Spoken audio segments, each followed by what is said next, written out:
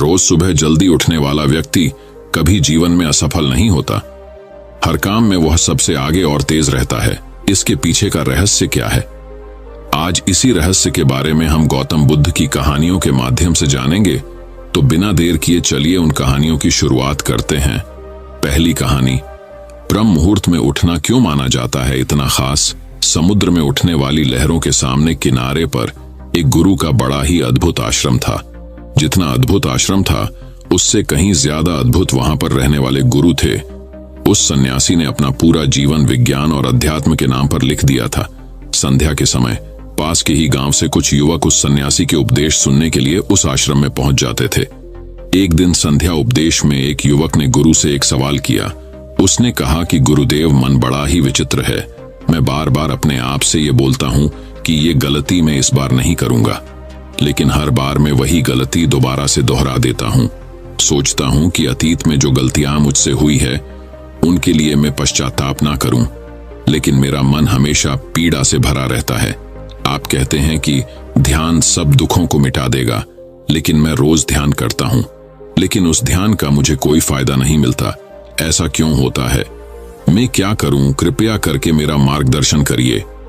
सन्यासी ने सबकी समस्या हल करते हुए कहना शुरू किया।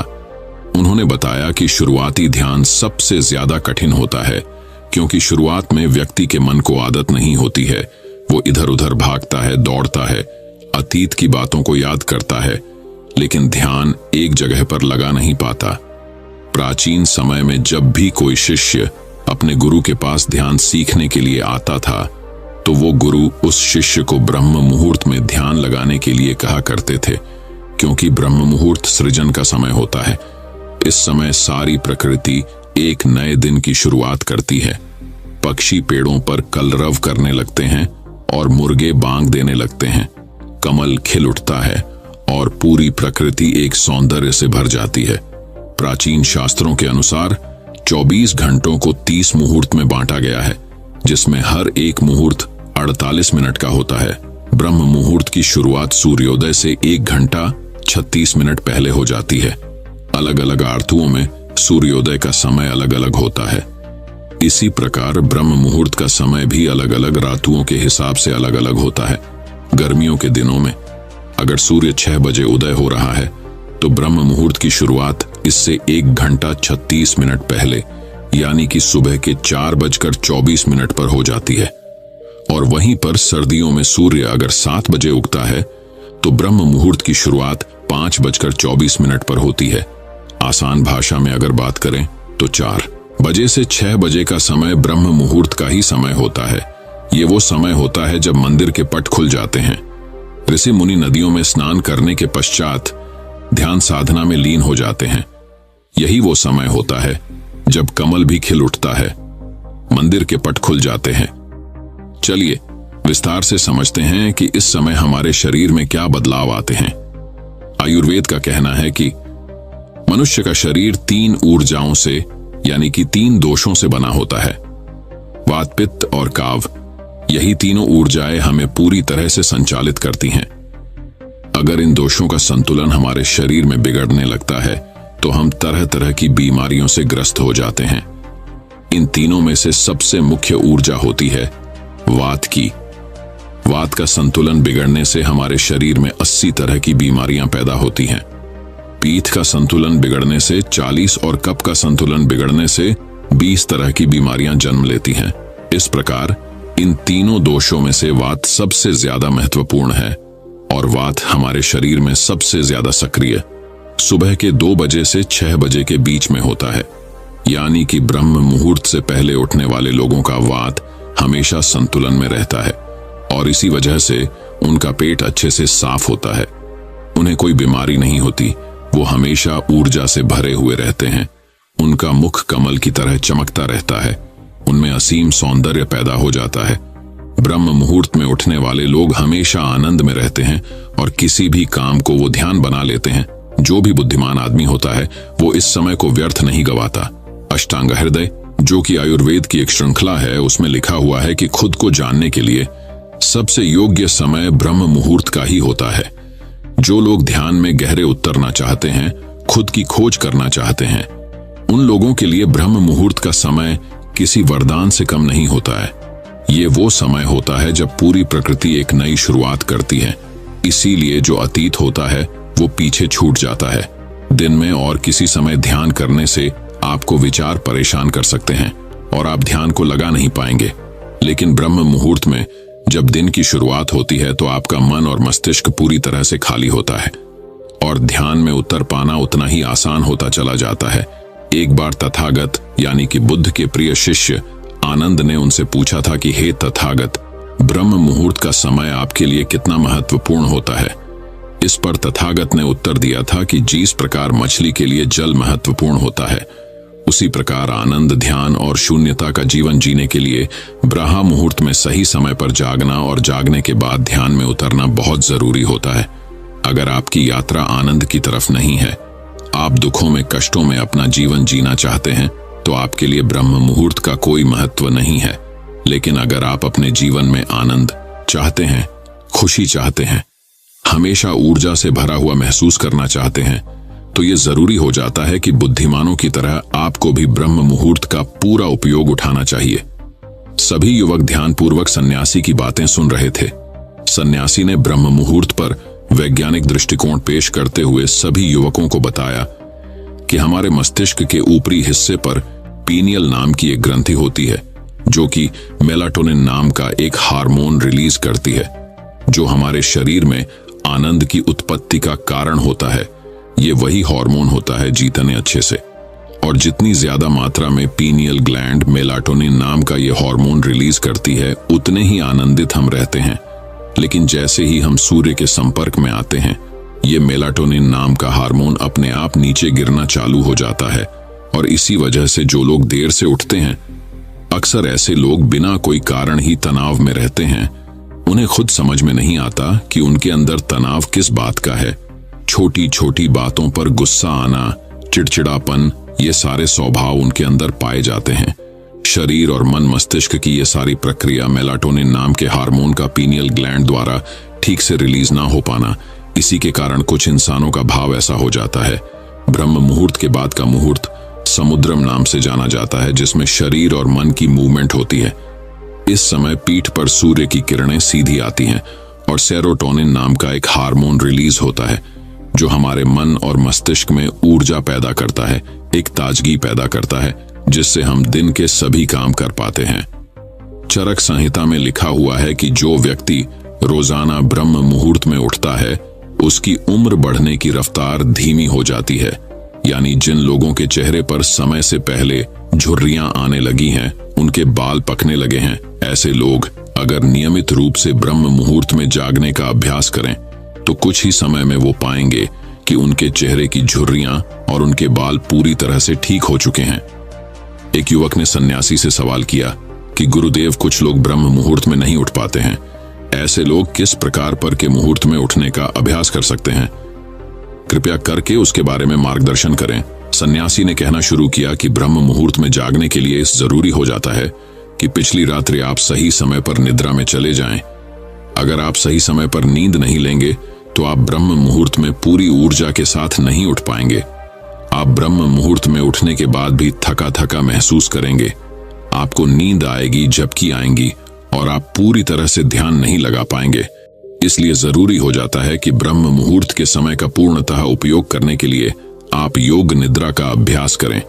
योग निद्रा में नींद गहरी होती चली जाती है और कुछ ही समय में आपकी नींद पूरी हो जाती है और आपकी नींद पहले से ज्यादा अच्छी और गहरी होती जाएगी। युवक ने अगला सवाल पूछा कि गुरुदेव, ब्रह्म मुहूर्त में किस प्रकार की दिनचर्या का पालन करना चाहिए? सुबह उठते ही सबसे पहले क्या करना चाहिए और किस प्रकार ब्रह्म मुहूर्त के समय का पूरी तरह से उपयोग करना चाहिए? सन्यासी ने सबको चेतावनी देते हुए समझाया कि जितने भी योगी महात्मा होते हैं, सन्यासी होते हैं, वो ब्रह्म मुहूर्त में स्नान और शौच आदि करने के बाद सीधा ध्यान में बैठते हैं, क्योंकि इस समय ध्यान करना सबसे आसान होता है। विचारों का भटकाव सबसे कम होता है, क्योंकि इस समय दिन की शुरुआत हो रही होती है, नया सृजन हो रहा होता है। इस समय पूरा वातावरण शून्यता से भरा होता है। तो इस समय 15 मिनट का किया हुआ ध्यान पूरे दिन में 2 घंटे किए हुए ध्यान के बराबर हो जाता है। आप सिर्फ 15 मिनट ध्यान करने के बाद वही अनुभव कर पाएंगे जो एक योगी, जो एक सन्यासी, जो एक महात्मा, जो एक गुरु गहरे ध्यान में जाने के बाद अनुभव करता है। तो सबसे पहले ब्रह्म मुहूर्त में उठने के बाद स्नान और शौच इत्यादि करने के बाद सीधे ध्यान में प्रवेश कर ले। कोई भी ध्यान आप कर रहे हो, किसी भी प्रकार का आप ध्यान कर रहे हो, इससे कोई मायने नहीं है। जिसका भी आप पालन करते हो उसका ब्रह्म मुहूर्त में उठते ही पालन करने का अभ्यास करें और कुछ ही समय बाद आप खुद ही ये अनुभव करेंगे कि आप कितने गहरे आनंद को प्राप्त कर चुके हैं।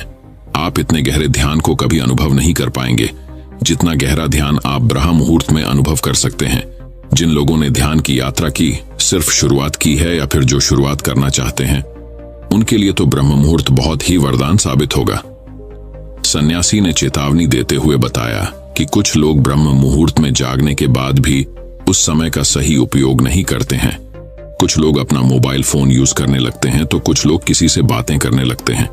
लेकिन इस समय अगर आपका टहलने का मन हो रहा है ध्यान करने के बाद, तो आप अपने चप्पल या जूते निकालकर हरी घास पर घूमें। इससे आपकी त्वचा और आपकी आंखों को बहुत ही लाभकारी फायदे मिलेंगे। ध्यान और योग आसन करने के बाद एक व्यक्ति को शारीरिक अभ्यास जरूर करना चाहिए ब्रह्म मुहूर्त में, क्योंकि ब्रह्म मुहूर्त में जब हमारे शरीर से पसीना निकलता है तो हमारे रक्त तक शुद्ध वायु यानी कि ऑक्सीजन पहुंचती है, जो हमारे रक्त संचार को बेहतर कर देती है और हमारे शरीर की सारी गंदगी बाहर आ जाती है। शारीरिक अभ्यास करने के बाद आप पूरे दिन चुस्त रहेंगे। आप बिल्कुल भी आलस्य नहीं करेंगे, थका थका महसूस नहीं करेंगे। जिससे भी मिलेंगे जिंदा दिली से मिलेंगे, लोग खुश हो जाएंगे। आपके पास बैठकर आपसे बातें करके लोग मंत्रमुग्ध हो जाएंगे। और यही सफलता का सबसे बड़ा मंत्र होता है। जो लोग सुबह उठकर ध्यान और शारीरिक अभ्यास मात्र कर लेते हैं, वो जीवन में बड़ी से बड़ी उपलब्धियां हासिल कर सकते हैं। आखिर में सन्यासी ने सभी युवकों को समझाते हुए कहा कि ब्रह्म मुहूर्त का समय हमारे जीवन का सबसे कीमती समय होता है। इसीलिए इस समय को दूसरी गतिविधियों में बर्बाद मत करो। इस समय को तुम अपनी आध्यात्मिक और मानसिक उन्नति के लिए बहुत अच्छे से इस्तेमाल कर सकते हो और इसका सदुपयोग कर सकते हो। इसके बाद सन्यासी सभी को प्रणाम करके वहां से प्रस्थान कर गए। तो दोस्तों, उम्मीद करता हूं आपको इस कहानी से एक अच्छी सीख मिली होगी। तो दोस्तों, चलिए बढ़ते हैं हमारी दूसरी कहानी की तरफ। दूसरी कहानी, समय कितना भी बुरा हो, बस ये 2 बातें याद रखना। एक बार एक बहुत ही दुखी व्यक्ति एक महात्मा के पास आकर कहता है, मैं अपने जीवन से बहुत दुखी हूं। मैं अपनी बीवी, बच्चों और अपने परिवार को भी खुश नहीं रख सकता। मैं अपने लिए भी कुछ नहीं कर पा रहा। कभी कभी तो मुझे अपनी जिंदगी को खत्म कर देने के भी ख्याल आते हैं। आप इतनी साधनाएं करते हैं, इतनी तपस्या करते हैं, क्या आप मुझे कोई ऐसा मार्ग बता सकते हैं जिससे मैं अपने बुरे वक्त से बाहर आ सकूं? मेरा बहुत बुरा समय चल रहा है। 2 वक्त की रोटी का इंतजाम करना भी मेरे लिए बहुत मुश्किल हो गया है। अब आप ही बताइए कि ऐसे वक्त में मैं जिंदा रहूं तो कैसे रहूं, कैसे अपने परिवार को खुश रहूं? कृपया करके कोई साधारण सा तरीका बताने की अनुकंपा करें ताकि मैं आसानी से समझ सकूं, क्योंकि मैं बहुत पढ़ा लिखा नहीं हूं। अगर आप बड़ी बड़ी ज्ञान की बातें करेंगे तो शायद मैं कभी समझ भी नहीं पाऊंगा। ये सुनकर महात्मा ने मुस्कुराते हुए कहा कि तुम एक काम कर सकते हो। मेहरा, उसने सामने की तरफ इशारा करते हुए कहा कि उस ऊंची पहाड़ी पर एक मंदिर है और उस मंदिर के पास चींटियां का एक घर है जहां पर हजारों चींटियां रहती है। तुम्हें सुनने में बड़ा अजीब लगेगा, लेकिन वो चींटियां उस मंदिर की जमीन को खराब कर देती है। उस मिट्टी की उपजाऊ शक्ति वो खत्म कर देती है, जिसके कारण वहां पर कोई भी पेड़ या कोई भी घास पनप नहीं पाती है। तुम मेरा एक काम करो, उसके बाद मैं तुम्हें तुम्हारे सवालों के जवाब दूंगा। तुम 7 दिन तक रोज उस पहाड़ी पर जाओ और उस चींटियां के घर को तहस नहस कर दो, उसको तोड़ दो। जब भी तुम्हें कोई चींटियों का घर दिखे मंदिर के आसपास, तो उसे वहीं पे तहस नहस कर देना। लेकिन याद रहे, घर को तोड़ने में कोई भी चींटी मरने नहीं चाहिए। इस बात को समझने का प्रयास करते हुए वो युवक वहां से चला गया। शायद उसको कुछ समझ में नहीं आया था कि महात्मा जी ऐसा क्यों करवा रहे हैं। वो तो उन चिड़ियों पर अन्याय कर रहे, उनका घर तोड़वा रहे हैं, उन्हें नुकसान पहुंचा रहे हैं। आखिर कौन महात्मा ऐसा करेगा? लेकिन फिर भी उस महात्मा की बात मानते हुए वो अगले दिन से ही पहाड़ी पर जाना शुरू कर देता है। जब वो पहले दिन पहाड़ी पर पहुंचता है तो देखता है कि बहुत सारी चींटियां अपना खाना जुटाने में लगी हुई हैं। सारी चींटियां कतार से चल रही थी और अनाज के छोटे छोटे कण उठाकर अपने घर में जमा करती जा रही थी। ये देखकर पहले तो उस युवक का मन कमजोर पड़ गया। उसने सोचा कि ये इतनी मेहनत करके अपना घर भर रही है और मैं इनके घर को तबाह कर दूंगा तो इनको कितना बुरा लगेगा। लेकिन फिर उसने उस महात्मा की बात याद करते हुए उस घर को तोड़ना शुरू कर दिया। जल्द ही चींटियों में हाहाकार मच गए। वो इधर उधर दौड़ने लगी। अभी तक जो कतार में चल रही थी अब वो बिखर गई और इधर उधर अपनी जान बचाने के लिए भागने लगी। थोड़ी देर में घर टूट गया और सारी चींटियां इधर उधर छुपने के लिए भाग चुकी थीं। ये करने के बाद वो युवक दुखी मन से वापस अपने घर पर लौट आया। उसका मन परेशान था, दुखी था, पश्चाताप से भरा हुआ था। फिर उसने अपने बिस्तर में रात में लेटे लेटे ही सोचा कि अब तो उन चींटियों का घर तबाह हो चुका है। अब वह वापस जाने से क्या प्रयोजन है, अब क्या फायदा होगा, क्योंकि चींटियों का घर तहस नहस करने के लिए महात्मा जी ने कहा था, जो मैं कर चुका हूं। लेकिन फिर कुछ सोचकर अगले दिन उसने फिर से जाने का निश्चय किया और अगले दिन सुबह सुबह उठकर वो वापस उसी पहाड़ी पर पहुंच जाता है। पहाड़ी पर पहुंचकर वो उसी जगह पर पहुंचता है जहां पिछले सुबह उसने उस घर को तहस नहस कर दिया था। लेकिन वो ये देखकर चौंक जाता है कि उन चींटियों ने फिर से अपना घर उसी जगह पर बना लिया था और अब वो फिर से अपने घर के लिए सामान इकट्ठा करने में झूठी हुई थी। उस आदमी को देखकर लगा कि ये चींटियां कितनी मूर्ख हैं। इनको पता है कि कल ही इनका घर इसी जगह पर तबाह किया गया है और उसी जगह पर उन्होंने अपना नया घर भी बना लिया। और ये सोचकर वो आदमी हंसने को हुआ, लेकिन फिर से महात्मा की बात याद करते हुए उसने उन चींटियों का घर फिर से तबाह करना शुरू कर दिया। फिर से उन चींटियों में हलचल मच गई और थोड़ी देर में वो चींटियां इधर उधर अपनी जान बचाने के लिए भागने लगी। कुछ ही देर में उनका घर फिर से नष्ट हो गया और वो युवक थोड़ा संतोष के भाव से कि इस बार तो मैंने अच्छी तरह से उस घर को तबाह कर दिया है, अब तो वो चिड़िया यहाँ पर अपना घर बना ही नहीं पाएगी। इसीलिए जाने से पहले उसने उस घर पर ठंडा पानी भी डाल दिया ताकि चींटियां वहां पर अपना घर न बना सके। और इस तरह अपना कर्म पूरा करक वो युवक फिर से अपने घर लौट आया। आज रात में सोते वक्त पर फिर से वो इंसान यही सोच रहा था कि वे महात्मा ये सही काम करवा रहे हैं। क्या किसी का घर तबाह करना किसी सिद्ध पुरुष को शोभा देता है? क्या हो अगर वो महात्मा सिद्ध पुरुष हो ही ना? क्या होगा अगर वो मुझे बेवकूफ बना रहे हों? लेकिन फिर उसने निश्चय किया कि मैं अपने काम को पहले पूरा कर लेता हूं, उसके बाद ही पता चलेगा कि महात्मा मुझसे ऐसा क्यों करवा रहे थे। और यही सोचकर वो रात में सो जाता है। अगले दिन सुबह उठकर वो फिर से उसी पहाड़ी की ओर निकल जाता है। पहाड़ी पर पहुंचकर वो उसी जगह पर पहुंचता है जहां पर उसने उनके घर को तबाह कर दिया था और वो ये देखकर खुश हो जाता है कि वहां पर कोई भी घर नहीं था। सारी चींटियां वहां से भाग चुकी थीं। अब उसने सोचा कि अब मेरा रोज रोज आने का क्या प्रयोजन, क्योंकि चींटियां तो अपना घर बदल चुकी है और महात्मा जी ने मुझे 7वें दिन आने के लिए कहा था, लेकिन आज तो तीसरा ही दिन है। अब बाकी 4 दिन वापस आने का क्या प्रयोजन? और यही सोचकर उसने निश्चय किया कि यहां से वो सीधा उसी महात्मा के पास जाएगा और उनको ये सारी खबर बता देगा। जब वो वापस मुड़कर उस पहाड़ी से उस महात्मा की कुटिया की तरफ जाने लगा तो उसने देखा तो अचानक उसकी नजर एक और घरौंदे पर पड़ी जो कि चींटियों का ही बनाया हुआ था। मतलब कि वो घरौंदा चींटियों ने ही बनाया था और अब वो चींटियां नए घर में वास कर चुकी थीं। ये नया घर उनके पुराने घर से थोड़ी ही दूरी पर था और जब उसी युवक की नजर उस घरौंदे पर पड़ी तो उसने सोचा कि शायद महात्मा को पता था कि ये चींटियां अपना घर यहां से बदलकर किसी दूसरी जगह पर बना लेगी, इसीलिए उन्होंने मुझे 7वें दिन आने के लिए कहा था। और ये विचार करके वो उसका नया घर भी तोड़ने के लिए पहुंच जाता है। जब वो वहां पहुंचा तो चींटियां उसी तरह अपने कार्य में लगी हुई थीं। वो अपने लिए खाना इकट्ठा कर रही थी और अपने घर में जमा करती जा रही थी। जो पुराना घर टूटा था वहां भी अनाज के कारण बचे हुए थे और चींटियां वहां से भी अनाज इकट्ठा कर करके वापस अपने नए घर में ला रही थी। अब यहाँ पर फिर से युवक का मन थोड़ा कमजोर पड़ गया, क्योंकि वो खुद भी कमजोर था, खुद भी वक्त का मारा हुआ था। इसीलिए उसके मन में उन चींटियों के प्रति दया का भाव उमड़ रहा था। उनके ऊपर उसे दया आ रही थी। वो चाहता था वे उनकी मदद करे, लेकिन वो उल्टा उनको नुकसान पहुंचा रहा था। लेकिन उस महात्मा की बात को याद करते हुए उसने फिर से उस घर को तोड़ने का निश्चय किया और उसने इस बार बड़ी ही सावधानी के साथ बिना किसी चींटी को कोई नुकसान पहुंचाए वो घर तबाह करना शुरू कर दिया। वो वक्त थोड़ा ज्यादा लगा क्योंकि किसी भी चींटी को नुकसान न पहुंचाने की शर्त महात्मा ने पहले ही रखी थी, इसीलिए उसको बड़ी सावधानी के साथ उन घरों को तबाह करना था।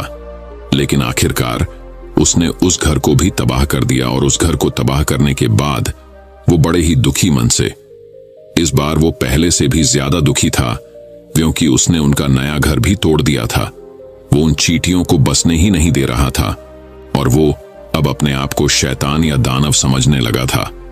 लेकिन फिर भी उस महात्मा की बात को मानते हुए वो अपने घर पर दुखी मन से वापस आ गया। रात में सोने से पहले एक बार उसने फिर से सोचा कि मैं कितना बड़ा शैतान हूं, कितना बड़ा दानव है। पुराना घर तो छोड़ो, मैं उन चींटियों को कहीं भी बसने के लिए कोई जगह ही नहीं दे रहा हूं। वो चींटियां मेरे बारे में क्या सोचती होंगी, वो कितना दुत्कारती होंगी उस परमात्मा को जो मेरे द्वारा ये काम करवा रहा है। लेकिन फिर भी उसने अगले दिन जाने का निश्चय किया और अगले दिन सुबह सुबह वो फिर से वहां पर पहुंच गया। वो ये देखकर फिर से आश्चर्यचकित रह जाता है कि इस बार चींटियों ने एक और नई जगह पर अपना घर बना लिया था, तो पहले से भी ज्यादा ऊर्जा के साथ काम कर रही थी और उन्होंने एक रात में पहले से भी बड़ा घर बना लिया था और अब वो फिर से अपना अनाज और खाना इकट्ठा करने में जुटी हुई थी। ये देखकर उस आदमी को लगा कि ये चींटियां किस मिट्टी की बनी हुई हैं। मैं इनको बार बार यहां से भगाने की कोशिश कर रहा हूं और ये वहीं पर अपना घर बना लेती है। क्या इनको पता नहीं है कि मैं इन्हें यहां पर कभी भी बसने नहीं दूंगा? ये चींटी है, दिखने में इतनी छोटी है, लेकिन फिर भी ये मुझसे हार नहीं मान रही है। बड़ी ताज्जुब की बात है। और इस बार उसने गुस्से में उस घर को तहस नहस करना शुरू कर दिया। लेकिन इस बार तहस नहस करते हुए कुछ चींटियां वहीं पर मर गईं, उसके पैरों तले कुचल दी गई। कुचलने के बाद जब वो अपने अहंकार से बाहर आया तो उसने देखा कि गुस्से में उसने उन चींटियों को कितनी क्षति पहुंचा दी है। उसका मन पश्चाताप से भर गया और वो रोता हुआ अपने घर की तरफ बढ़ गया। रात में सोते वक्त उसने सोचा कि मैं उन चींटियों पर बहुत ज्यादा अत्याचार कर रहा हूं, अब इससे ज्यादा अत्याचार मैं नहीं कर पाऊंगा। और यही सोचकर वो अगले दिन उन चींटियों के लिए अपने घर से थोड़ा आटा लेकर उसी पहाड़ी पर पहुंच जाता है। आज उसके मन में उन चींटियों के प्रति अद्दा का भाव था, दया का भाव था। आज वो उनकी मदद करना चाहता था और जब वो वहां पर पहुंचा तो चींटियां फिर से अपने नए घर को बनाने में जुटी हुई थीं। उसने बड़ी ही करुणा के साथ उन चींटियों को अपना लाया हुआ आटा खिलाया और अगले 3 दिनों तक वो ऐसा ही करता रहा। वो रोज सुबह जाता और उन चींटियों को अपने हाथों से आटा खिलाता। 7 दिन के बाद वो युवक उस महात्मा के पास पहुंचकर हाथ जोड़कर बोलता है कि हे महात्मा जी, मुझे माफ कर देना।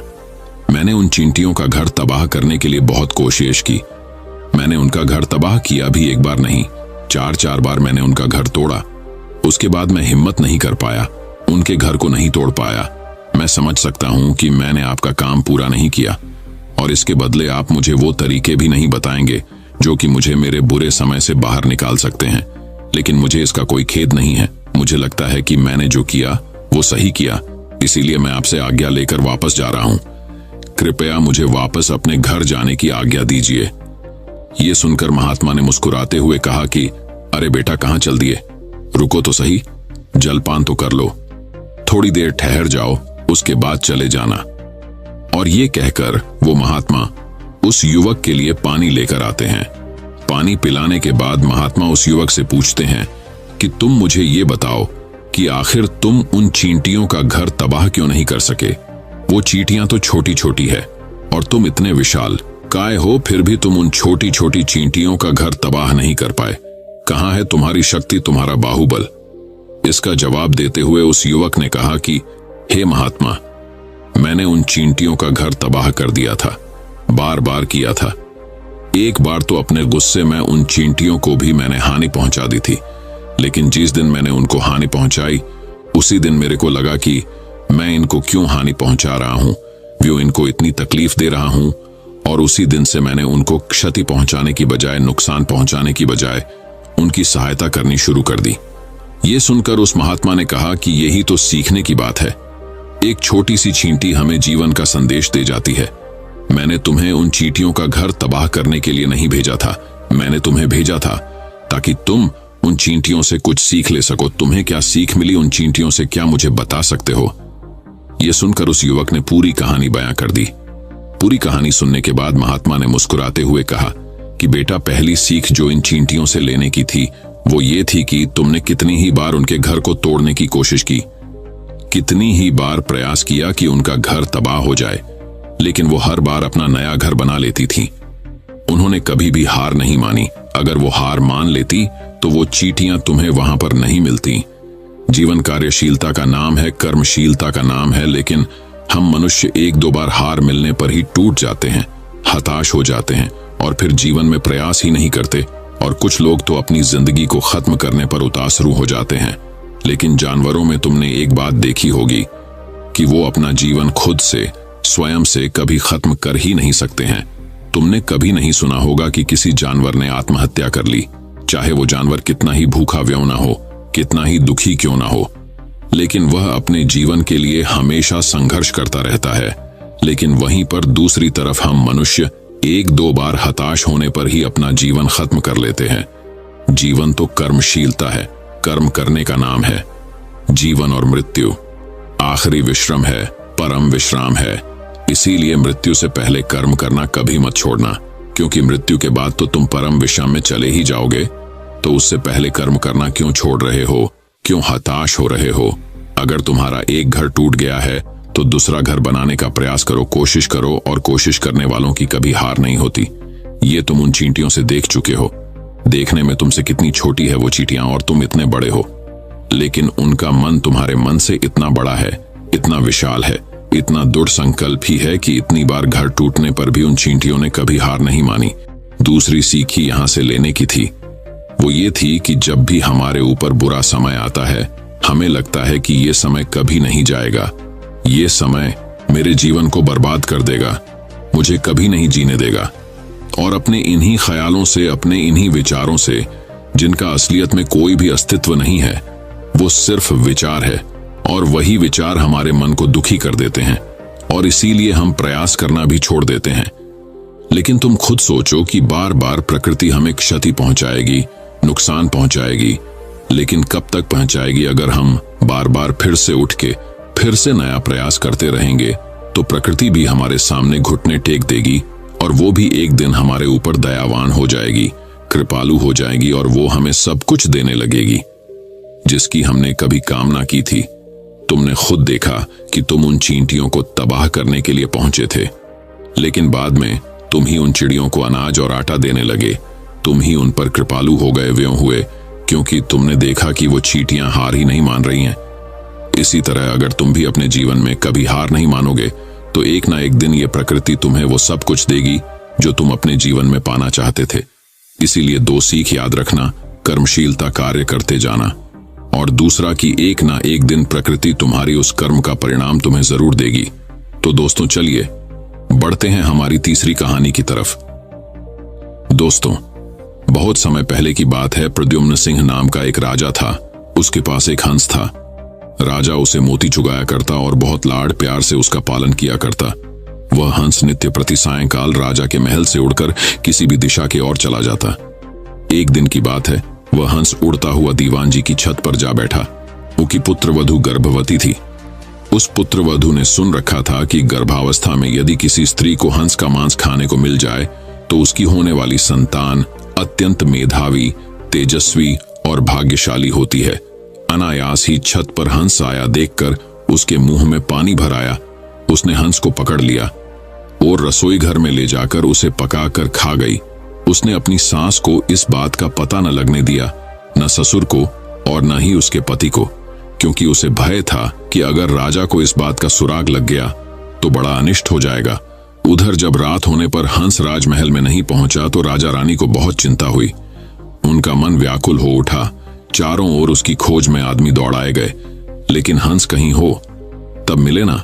राजा ने अड़ोस पड़ोस के शहरों कस्बों में भी सूचना कराई कि अगर कोई हंस का पता लगा सके तो राज्य की ओर से उसे बहुत बड़ा पुरस्कार दिया जाएगा। 10-20 दिन निकल गए। उस हंस का अब तक कुछ भी पता नहीं लग सका, चूंकि वह हंस राजा और रानी को बहुत प्रिय था। अंततः वे उदास रहने लगे। एक दिन एक कुटनी राजा के पास आई और बोली कि वह हंस का पता लगा सकती है, लेकिन उसे थोड़ा सा समय चाहिए। राजा ने उस कुटनी से कहा, मेरे राज्य के पंडित ज्योतिषी हाकिम हुक्काम और मेरे इतने सारे गुप्तचरों में कोई भी पता नहीं लगा सका। तुम कैसे पता लगा सकोगी? कुटनी ने कहा, मुझे अपनी योग्यता पर विश्वास है। अगर अन्नदाता का हुक्म हो तो एक बार आकाश के तारे भी तोड़ कर ले आऊं। आप मुझे थोड़ा सा समय दीजिए और आवश्यक धन दे दीजिए। उसे वापस ला सकूं या नहीं, लेकिन मैं आपको विश्वास दिलाती हूं कि उसका आता पता अवश्य ले आऊंगी। राजा ने स्वीकार कर लिया और कुटनी अपने उद्देश्य की सिद्धि के लिए चल पड़ी। सबसे पहले कुटनी ने यह पता लगाया कि शहर के धनिक घरों में कौन कौन स्त्री गर्भवती है। उसे पता था कि गर्भावस्था में किसी स्त्री को यदि हंस का मांस मिल जाए तो वह बिना खाए नहीं रहेगी। साथ ही वो यह भी जानती थी कि साधारण घर की कोई स्त्री राजा का हंस पकड़ने का साहस नहीं कर सकती। खोजते खोजते उसे पता लगा कि दीवान की पुत्रवधू गर्भवती है।